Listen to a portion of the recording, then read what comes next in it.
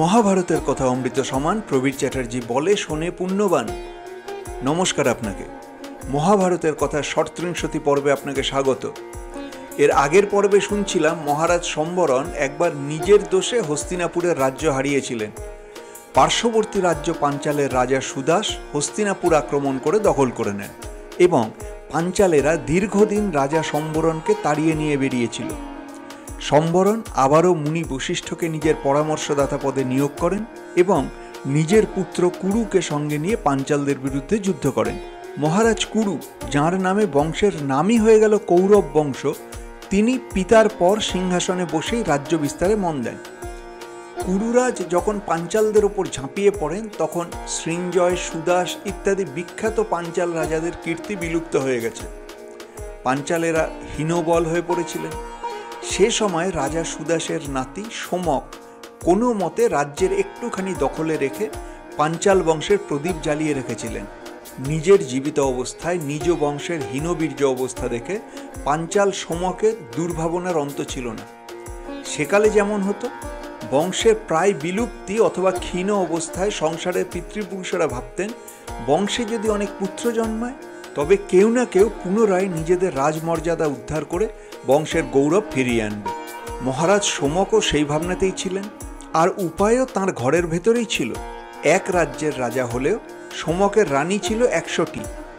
পৌরাণিকতার অতিবাদে তাঁর স্ত্রীর সংখ্যা 100 না হোক নিশ্চয়ই অনেকগুলি ছিল এবং তারা প্রত্যেকেই ছিলেন পাঞ্চাল বংশের উপযুক্ত বধূ। তবে কিনা 100 রানী থাকা সত্ত্বেও সোমকের কোনো পুত্র ছিল না। দেখতে দেখতে রাজার বয়সও অনেক হয়ে গেল, অথচ তাঁর ঘরে বংশধর পুত্র নেই। শেষ পর্যন্ত অনেক ব্রত হোম করে রাজার ঘরে রানীদের কোল আলো করা একটি পুত্রের জন্ম হলো। তার নাম রাখা হলো জন্তু। তবে এই রকমের নাম সত্যিই দেওয়া হয়েছিল কিনা সে ব্যাপারে আমরা পরে আসব। এতদিন বাদে রাজার ঘরে পুত্র জন্মালো বটে, তবে তাকে নিয়ে আরেক জ্বালা হলো। 100 রানীর কোলে এক ছেলে। একটি মাত্র ছেলে পেয়ে 100 রানীর প্রত্যেকেই তাকে নিয়ে বসে থাকতে চান। ছেলে যদি এক জায়গায় বসে থাকে তো 100 রানী তাকে ঘিরে বসে থাকেন। সবার আদর একজনের ওপর গিয়ে পড়ায়। সেই শিশুর খাওয়া দাওয়া, আহ্লাদ আর খেলার সরঞ্জাম নিয়ে 100 রানী তার পেছনে ঘুরতে থাকেন। আসলে একটি শিশুর ভালো লাগা বা না লাগা নিয়ে 100 রানীর কোনো মাথা ব্যথা নেই। তাদের চিন্তা নিজেদের ভালো লাগা নিয়ে। তো এক পুত্রকে ঘিরে যখন 100 রানীর আশা আকাঙ্ক্ষা আবর্তিত হচ্ছে, তখনই এক বিপদ ঘটল। শিশুপুত্র একদিন মাটিতে বসে আছে, হঠাৎই একটি পিঁপড়ে তাকে কামড়ে দিল। পিঁপড়ের কামড় খেয়ে তো আদুরে ছেলে চিৎকার করে কেঁদে উঠল। সেটা বিচিত্র কিছু নয়। কচি শিশু পিঁপড়ের কামড় খেয়ে চিৎকার করতেই পারে। বিচিত্র হলো শিশুর কান্না ছাপিয়ে 100 রানীর চিৎকার। তাঁরা শিশুপুত্রকে ঘিরে এমনভাবে কাঁদতে লাগলেন যেন শিশুটির কিছু হয়েই গেছে। 100 মায়ের আর্তনাদ এমন উচ্চ গ্রামে পৌঁছল যে সে শব্দ রাজবাড়ির অন্দরমহল ছাড়িয়ে রাজসভায় রাজাসনে উপবিষ্ট অমাত্য পারিষদ পরিবৃত সোমকের কানে গিয়ে পৌঁছল। তিনি তাড়াতাড়ি সভা ভঙ্গ করে কি হলো বলতে বলতে অন্দরমহলে উপস্থিত হলেন। দরজায় দৌবারিক জানালো রাজপুত্রকে পিঁপড়ে কামড়েছে, তাই সকল রানীমা কান্নাকাটি করছেন। রাজা সোমক ভেতরে ঢুকে শিশুপুত্রকে কোলে তুলে শান্ত করলেন। শান্ত ছেলেকে রানীদের কোলে দিয়ে তাড়াতাড়ি ফিরে এলেন সভাগৃহে। মহাভারতের কথা অমৃত সমান প্রবীর চ্যাটার্জি বলে শোনে পুণ্যবান। আপনাকে জানিয়ে রাখি, আমি শুধুই কথক ঠাকুর নই, আমি একজন মিডলাইফ ট্রান্সফরমেশন কোচ। আমার মিশন হলো 1,40,000 পুরুষকে জীবন বদলাতে শেখানো। সেই কাজ সংক্রান্ত আমার অন্য ইউটিউব চ্যানেলের ভিডিও দেখুন। ট্রান্সফর্মিং লাইভস নামের ফেসবুক গ্রুপ জয়েন করুন। মিডলাইফ মানে ক্রাইসিস নয়, মিডলাইফ মানে ট্রান্সফরমেশন। রাজা সোমকের রাজসভায় মন্ত্রী অমাত্যরা তো সব উদ্বিগ্ন হয়ে বসে আছেন। পাঞ্চালদের প্রধান পুরোহিত, যিনি আবার অন্যতম মন্ত্রী বটে, তিনিও আছেন। সবার সামনে পিঁপড়ে কামড়ানোর কথা বলতে রাজা সোমকের লজ্জাই লাগলো। ক্ষত্রিয়ের ঘরের ছেলে, তাকে কত না পরিস্থিতির মধ্য দিয়ে চলতে হবে। সেই ছেলেকে পিঁপড়ে কামড়েছে বলে ক্ষত্রিয়ানী রানীরা মরা কান্না কাঁদছেন। রাজা সবার সামনে বললেন, আমার নিজেকেই শতবার ধিক্কার দিচ্ছি মশাই।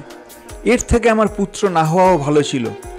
এই এক পুত্র লাভের জন্য কত না দেখে দেখে 100টা বিয়ে করলাম, অথচ তাদের কোলে একটি পুত্রও পেলাম না।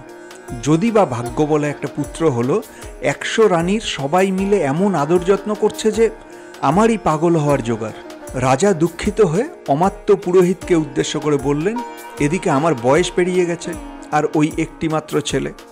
আপনারা এমন কিছু করুন যাতে এই এক পুত্রের দুঃখ ঘুচিয়ে আমি 100 ছেলে পেতে পারি। রাজা সোমক বুঝেছিলেন একটি পিঁপড়েতেই এই, কিছু হলে তো পাঞ্চাল রাজ্যের কোনো উত্তরাধিকারীই থাকবে না। রাজা সোমক ঋত্বিক পুরোহিতকে অনেক অনুনয় বিনয় করে বললেন, আপনি এমন একটা কাজ করুন যাতে আমার 100টি পুত্র হয়। সে কাজ ভালো হোক বা মন্দ, অসাধ্য হলেও আমি করব। ঋত্বিক মহারাজ সোমককে বললেন, উপায় তো একটা আছে মহারাজ, তবে আপনি কি সেটা করতে পারবেন? রাজা বললেন, কার্য হোক বা অকার্য আপনি বলুন, আমি নিশ্চয়ই পারব। আপনি ধরে নিন সে কাজ হয়েই গেছে। রাজার আগ্রহ দেখে ঋত্বিক বললেন, আমরা যেভাবে পশুমেধ যজ্ঞ করি সেভাবে আপনার ওই একমাত্র পুত্রটিকেই যজ্ঞের পশু হিসাবে আমরা ব্যবহার করব। পুত্রটিকে বলি দিয়ে তার মেদ বপা যজ্ঞে আহুতি দিতে হবে। তখন প্রজ্বলিত হোমাগ্নি থেকে ধোঁয়া উঠতে থাকবে। 100 রানী সেই ধূম গন্ধ আঘ্রাণ করে শতপুত্রের অধিকারী হবেন। ঋত্বিকেরা বলে দিলেন, আপনার যে পুত্রটি আছে সে পুত্রই শতপুত্র হয়ে জন্মাবে। রাজা সম্মত হয়ে বললেন, আপনার যজ্ঞ আরম্ভ করুন, আমি প্রস্তুত। যজ্ঞ আরম্ভ হলো। রানীরা তো কেউ সেই পুত্রকে ছাড়বেন না। তাঁরা যদি পুত্রের ডান হাত ধরে টানেন তো ঋত্বিকেরা ছেলের বাঁ হাত ধরে টানেন যজ্ঞস্থলের দিকে। রানীমাদের করুণ কান্না তুচ্ছ করে ঋত্বিক যাজকেরা রাজার একমাত্র পুত্রকে বলি দিয়ে যজ্ঞে আহুতি দিলেন।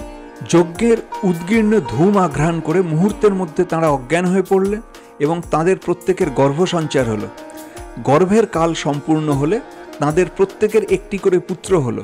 যদিও পূর্বের সেই রাজপুত্র তাঁরই জননীর গর্ভে পুনরায় জন্ম নিলেন এবং তাঁর নাম হলো জন্তু। 100 রানীমা তাঁদের নিজের কোলে পুত্র লাভ করলেও জন্তুর ওপর তাঁদের আগের ভালোবাসাই ছিল এবং সেই ছেলেটি তাঁদের নিজেদের ছেলের থেকেও প্রিয়তর হলো। নৃসিংহপ্রসাদ ভাদুরী বলছেন, একজন রাজপুত্রের নাম জন্তু হওয়াটা স্বাভাবিক ব্যাপার নয়। হয়তো পুত্রহীন মায়েরা যা করেন সেইভাবেই একটি জন্তুর সঙ্গে রানী মায়েরা পুত্র ব্যবহার করতেন। যজ্ঞ করার জন্য হয়তো পুত্র স্নেহে পালিত সেই জন্তুটিকে বলি দেওয়া হয়েছিল। প্রথম যে রানী সেই জন্তুটিকে লালন পালন করেছিলেন তার পুত্রটি হয়তো জন্তু নামে পরিচিত হন এবং তিনি সব রানীর প্রিয়পাত্র হয়ে ওঠেন। নৃসিংহপ্রসাদ ভাদুরী বলছেন, আমরা এতক্ষণ জন্তুকে নিয়ে যা বললাম সবই মহাভারত অনুসারে। পুরাণগুলির মধ্যে জন্তুকে নিয়ে এত আধিক্যতা নেই। বায়ু, মৎস্য বা খিল হরিবংশ পুরাণের খবর অনুযায়ী সোমকের একটি পুত্র এবং তার নাম জন্তু। জন্তু মারা গেলে সোমকের 100টি পুত্র হয়। এ থেকে মনে হয় সোমকের একটিই পুত্র ছিল। কোনো কারণে সে পুত্রটি মারা গেলে রাজা সোমক মনে মনে পীড়িত হন এবং বহু বিবাহের মাধ্যমে বৃদ্ধ বয়সে অনেক সন্তানের জনক হন। হরিবংশ পুরাণে দেখা যাচ্ছে সোমকের পুত্রের নাম জন্তু এবং জন্তুরই 100টি পুত্র হয়। সব মিলিয়ে আমরা ধরে নিতে পারি রাজা সোমকের একমাত্র পুত্র সন্তান জন্তু অল্প বয়সেই স্বর্গত হন। ক্ষীণ পাঞ্চাল বংশের অসহায় অবস্থার কথা চিন্তা করে সোমক একেবারেই ভেঙে পড়েন এবং ঋত্বিক পুরোহিতদের কাছে পরামর্শ চান। ঋত্বিকেরা যাগযজ্ঞ করেন এবং সেই যাগযজ্ঞ সদ্যমৃত জন্তুর মেদ ববার দ্বারা সম্পন্ন হয়ে থাকতে পারে। এর পরের সম্ভাব্য ঘটনা হলো সোমক অনেক বিবাহ করে অনেক পুত্র লাভ করেন। আশ্চর্য ঘটনা হলো এই শতপুত্রের কনিষ্ঠ পুত্রটি তিনি হলেন আমাদের অতি পরিচিত পাঞ্চালরাজ দ্রুপদের পিতা, যার নাম পৃষত। মানে সোমকের সবথেকে বড় ছেলের নাম জন্তু আর সর্বকনিষ্ঠ হলেন পৃষত। তবে এই 100 ছেলের তালিকায় একটু গরমিল আছে। কি সেই গরমিল? সে গল্প শুনুন মহাভারতের কথা 37 পর্বে। মহাভারতের কথা অমৃত সমান প্রবীর চ্যাটার্জি বলে শোনে পুণ্যবান।